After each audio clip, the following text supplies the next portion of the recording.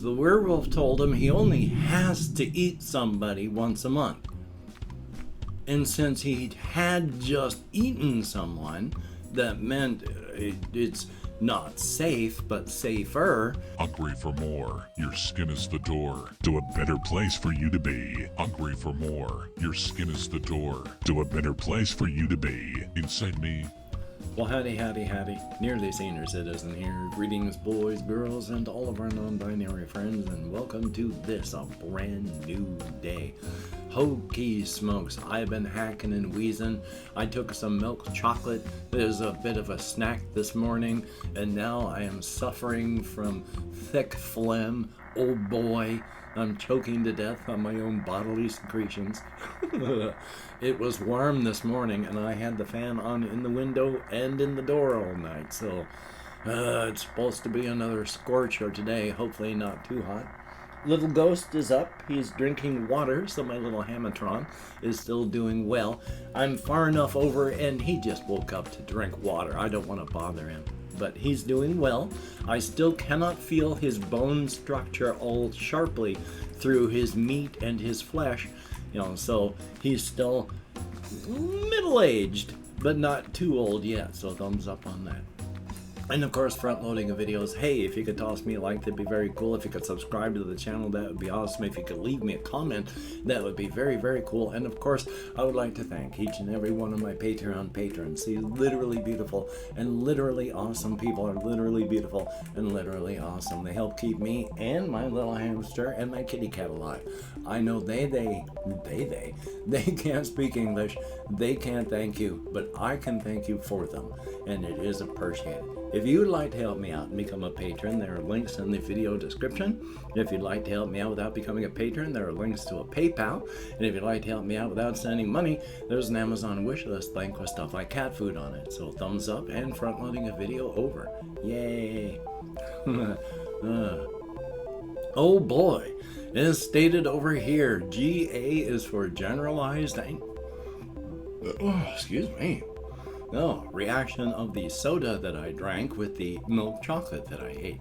But G is for generalized anxiety. GA is for generalized anxiety. Yesterday, after my recording of my vlog, I spent time watching videos and trying to get my head together for the appointment. Minor thing, but it's a break in routine. And I don't do breaks in routine and habit very well, unfortunately. And so I was off center all the way up. I couldn't record anything because I wasn't feeling right. And then as I got closer to noon, well, I couldn't record because my appointment's at 2 and I don't want to rush things. So I had to wait for my appointment. And then after my appointment, I had to go take a shower. That takes 2 hours. After I was done taking a shower, I then had to wait until I got some of my energy back, and then I went for walkies because I had to go buy cat food and get myself some things. And then when I got back, I was so exhausted. I didn't do anything but just relax. So I didn't really do anything because of the big old break in anxiety. Break in anxiety? Break in routine that caused anxiety. Now, the appointment, totally routine. Totally fine. We talked about things like, it's like, how's your motivation doing? And I mentioned that, for the past week, I have had troubles with motivation. But I also said that I understand a one-time thing so far is not a pattern. It's a one-time thing. Once is a thing. Twice can be a coincidence. 3 times is a pattern. This is just so far a one-time thing. If it goes on more than another week, then I'll start to be concerned. I mean, I am a human being. I can say that and then turn around and just go, and be totally anxious about it anyway, because I am contrary and stubborn and weird, because I'm a human being. We're all like that. But my stated intent is to not freak out about it until a week goes by and I'm still having issues. But the appointment went fine. We talked about things. I'm going to continue taking the Wellbutrin the way I'm taking it, especially since I even said, I've been taking it less than a month. I am not feeling any antidepressant stuff because that's like 6 to 8 weeks. So I'm not disappointed. She's pretty happy because when I do take the Wellbutrin in the morning, I can feel time slow down to a normal rate and I get more energy. So that's good. And then I take it at about as best I can earlier in the afternoon to have that period of being able to think and concentrate move from here, which if I take it at 6, I have a period of I can't think all that well, and then I can think. Well, why do I want to think while I'm sleeping? Take it earlier and that window goes down to when I'm out walkies. So thumbs up. And I can remember things and concentrate and focus better. Not as well as the golden city on the hill, Ritalin. I'm only like right here, but that's better than being flat down here. Hopefully it continues getting better, and you can apparently take up to 450 milligrams daily. Right now I'm taking 75 twice a day, 150. Small dose. We can go up higher, so we'll see how that goes. So that went well, aside from the generalized anxiety. Now let me take a look on my list, because while I don't have a lot of stuff, yes, I do have to call the VA today. I had gotten a letter, I had gotten a phone call about getting a primary care provider in the community because my clinic where I go to in American Lake for the Veterans Administration is so stressed. After I had called them up and they started the ball rolling, I got another call from them saying, we've sent letters out into the community. We've started things going. If you have not heard from anyone in a week, call us. So I haven't been freaking out. I've been waiting. Yesterday was a week.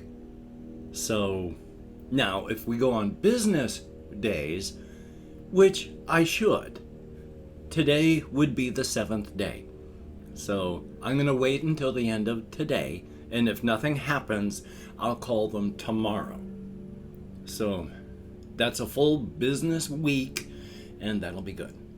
So past all that happening, there are things that I need to do, and there are phone calls that I need to make.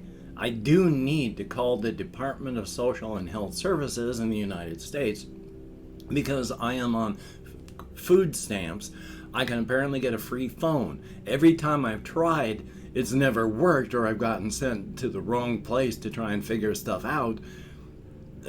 So that's been frustrating, and with my executive dysfunction, if I can only push through and do something every 4 months, and on that 4th month when I push, I'm sent in the wrong direction, that's another 4 months before I can try again. It's not something I like. I wish many, many, many times that I had a more neurotypical brain. I mean, I enjoy being who I am to a large degree. I am who I am, and I'm happy with that. But boy, oh boy, I wish my brain would work more normally at times. Still, life is life, and that's how that's going. Now, one of the things that I have been still thinking about a lot is this whole, is this whole story idea I've been talking about. In the same cryptid setting, in the same setting of the whole Razor's Edge, inside, outside, in the whole setting of the cosmic horror framework, I've been realizing more that this story is a story that's a larger work on its own. It's a story about the guy who has their cryptid vision, which is they have an incredibly powerful cryptid vision, but because of that they are screwed up in other ways. But it's a story of them and the setting, not just themselves. So I'm not sure what the overarching story would be yet. I'm following my creativity, But that's really what it seems to my little brain here. Now, whether or not that's true, I don't know. I mean, I honestly have no ideas. I'm no judge of my own things like that. But with the idea being of this fellow who wakes up with his cryptid sense, just again, this is metaphor and analogy. If you put it into like role-playing game, video game terms, if everybody has a score from 0 to 100 of your cryptid vision, if you do not hit the 50% mark on your amount, you cannot see, feel, or interact with the cryptid world at all. You will feel feelings associated with positivity or negativity. The stronger your sense is and the closer you get to these sources, but you have no ideas what it may be other than feelings of dread or happiness or such like that. Once it goes click and up here, then your third eye opens and your vision begins to clear and you can see the real world, or at least that's the way the cryptids call it. They do say it's your third eye opens, your vision clears, and you can see the real world. Now, if you've only got like a 60 to a 70, you can only see the most basic of things that are around. From 70 to 80, you're really starting to see stuff. From 80 to 90, you can see just about every single cryptid that is on the face of the planet, including locations, objects, plants, animals, artifacts. The world is full. And at that point, you're just, whoa. And of course, if you're 90 to 100, it's almost overwhelming. Jerry, the name of the guy who wakes up with that, is the needle is jammed up like against 100 so hard the needle's bending. My kitty cat wants in, of course. You are so annoying sometimes, but I love you dearly. She is very annoying. She is a cat.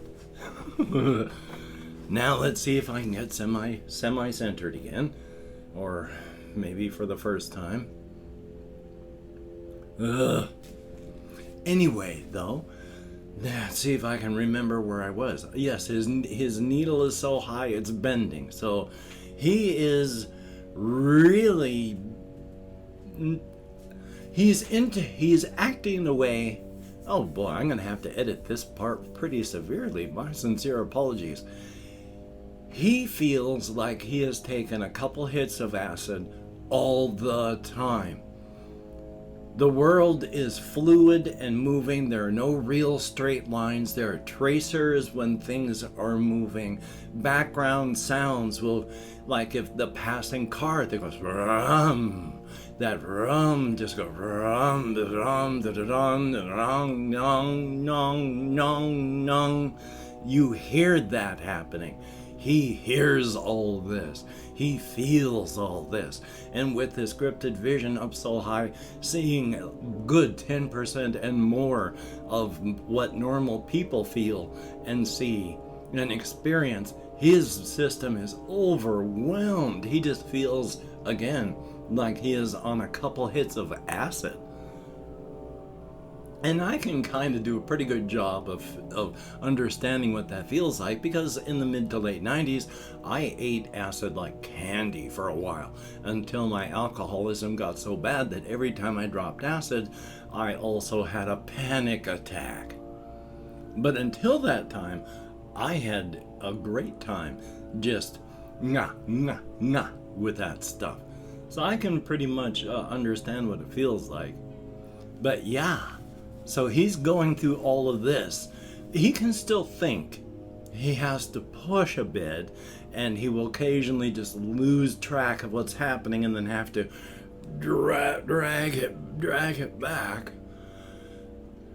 And then he can continue. But yeah, he's dealing with that. And I was having my own monologuing about it last night. where basically Jerry is, it's, I would do it, but I don't know how to cut it down shorter. It took a long time because I was being very accurate with my representation of it last night. But he says effectively it's, everyone tells me that my senses will normalize and I will stop feeling like I've taken a couple hits of acid, and then I'll be able to deal with things normally. And I hope that doesn't happen. Oh my God, I am too stoned to be scared. I can understand when I should be feeling fear, but I'm not feeling that fear because I've taken 3 hits of acid. I am too stoned to be scared. If I have to deal with my fear and without this, I'm gonna be just screaming with terror so hard and so long, my throat will get so raw I bleed to death. I hope I never stop feeling this way. So yeah, that's his view on the whole thing. But at the same time, because of all this, it makes him much more accepting of things. When he comes across the werewolf, who points him in the direction of Pol Pot Park, he also remembers the werewolf told him he only has to eat somebody once a month. And since he had just eaten someone, that meant it's not safe, but safer to go back and talk to this werewolf. Very few people do that because they're all worried about just being eaten by a werewolf. And so Jerry, being one of the very few people that goes back to talk to Reginald, actually impresses Reginald that he made the effort to remember and then try to plan a thing around it because he was worried that, Reginald would be lonely with everyone not coming out to talk to him. So even though Reginald occasionally, more than occasionally, eats people for flavor or just, I'm bored, I eat when I'm bored, it's still a calculated risk. Because after about a week, and with everything that Jerry can see, he also comes to understand that you can take precautions. And you should take precautions. But there are things and beings and situations happening all around, even around cryptids who think they can see it all. There are still things happening where you can be taken out and you would never see it coming. Just like Reginald is able to just pick and choose and eat any human being he wants, and they would never see it coming. There are still beings that can pick and choose and grab anyone who thinks that they are powerful enough that they see it all. Oh no, you're not. So be cautious, but also be aware that, hey, this could all end at any time. And I've opened up 24 hours worth of comments in my community tab. Going to go through and thank however many people have left me comments in the past 24 hours.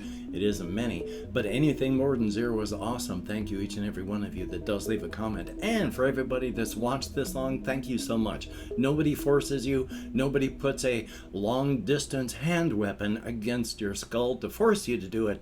Thank you very, very much. If I mispronounce the username, no disrespect is intended, and even though I count American Sign Language, well, let me call it my Chrome. There we are. We have JAYY. Thumbs up. Thank you very much. Good to see you in the comments, and hopefully I filled you in. We have Billy Liberty. Thank you very, very much. There is Adrian. Greatly appreciated. We do have woody areas, but with the homeless population, you do want to be careful. I mean, careful as in I don't want to wander through anybody's home. So I'm careful. We have Carlos Rob. Thumbs up. Thank you very much. And hey, I'm very sorry you feel that too. Horror Files, greatly appreciated. Good to see you. Loco5, thumbs up and thank you as well. And hopefully my cryptid stuff today also kept you interested. Jesse Koskinen, thumbs up, thank you much. And good to see you in the comments again, my friend. We have Ben B, thumbs up and thank you. And that is it. 8 people who left me comments in the past 24 hours. Thumbs up and thank you much. You get me out of my head, into the world, dealing with real people, if only for a short time and if only in text. Appreciate it. Well, hokey smokes, as stated, I got me some phone calls and such that I want to try and get done. So hopefully I can get that done. Hopefully you can get done the things that you want to get done. But if you can't, don't beat yourself up. That won't help. And of course, just with all the diseases and pandemics out there, please take appropriate precautions for the situation. Don't be foolish.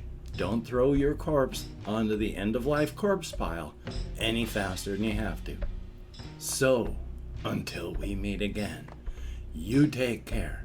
Have a great day today. I will see you on the flip side, and that is a very good thing.